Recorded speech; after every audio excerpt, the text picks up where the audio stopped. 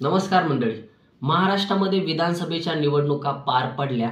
जशा निवडणुका पार पडल्या, महायुतीचं यश बघून अनेकांना शंका येऊ लागल्या की नेमकं प्रकरण काय. अशीच एक शंका आणि एक धोका बाबा आढाव जे सामाजिक कार्यकर्ते यांनी देखील उपस्थित केला.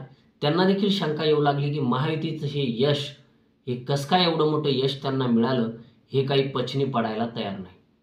त्यामुळं महात्मा फुले यांच्या स्मृतिदिनानिमित्त ते पुण्यामध्ये महात्मा फुले वाड्यावर 3 दिवसाच्या आत्मक्लेश उपोषणाला बसले. त्यांचं उपोषण संपलं. 3 दिवस त्यांनी उपोषण केलं.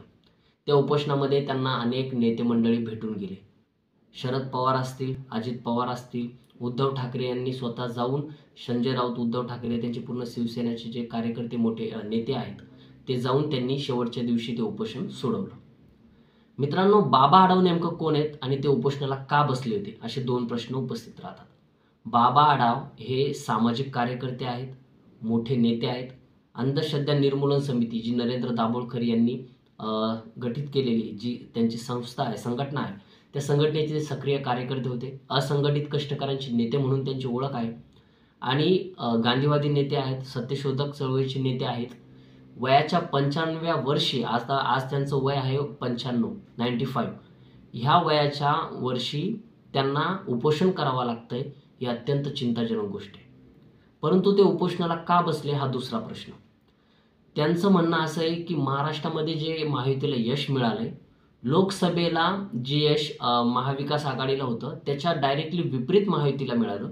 एवढा मोठा बदल 4 ते 5 महिन्यात कसं काय होऊ शकतो, अशी त्यांनी शंका उपस्थित केली. आणि त्यांचा जो त्यांनी बोर्ड दाखवलंय ते ईव्हीएमकडे दाखवले. ईव्हीएममध्ये काहीतरी घोळ झालाय असं त्यांचं म्हणणं आहे. ईव्हीएम घोटाळा झालाय, नसता एवढं मोठं यश महायुतीला मिळू शकत नाही, ज्यामुळे आता लोकशाही धोक्यात आली, अशी त्यांना चिंता वाटू लागली आणि त्यामुळे हे 3 दिवसाच्या उपोषणाला ते बसले होते. आता मित्रांनो, अजून एक प्रश्न उपस्थित राहतो की बाबा आढाव हे स्वतः बसले होते की त्यांना कोणी बसवलं होतं, हा देखील आता चर्चेचा विषय, चर्चा जिकडे तिकडे होऊ लागली. विरोधी बाकावरले महाविकास आघाडीने बाबा आढाव यांना तर बसवलं नाही ना, अशी देखील चर्चा होऊ लागली की आता राजकीय नेते जर उभा राहिले तर त्यांना ट्रोल केल्या जाईल किंवा त्यांना हरले म्हणून काहीतरी स्टंट करतायत असं बोलल्या जाईल, त्यामुळं बाबा आढाव यांना बसवण्यात आलं, असं देखील आता चर्चा सुरू झालेली. आता बाबा आढाव 3 दिवसाचं त्यांनी उपोषण केलं. बोललं जात आहे की त्यांनी एक जमीन तयार केली.